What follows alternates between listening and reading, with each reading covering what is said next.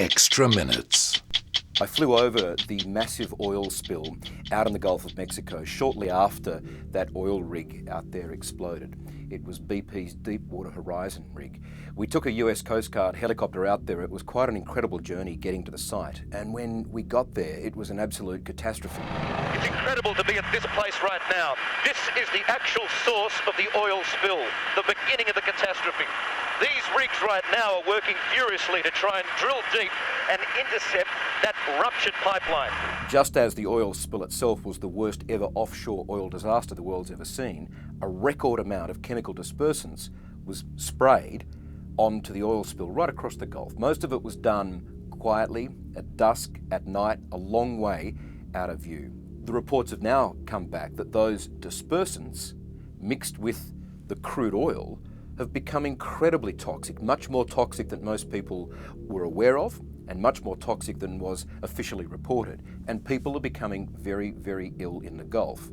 They're struggling not only because of ill health, but because people won't listen to them. It's very hard to fight BP, they say. It's a classic David and Goliath case of the little people trying to battle big corporations, and not just big corporations, one of the biggest in the world. It surprised me just how ill many of them are and how little attention they're getting, how Washington won't listen, bar a few very strong politicians who are fighting for them, and how BP has shut them down.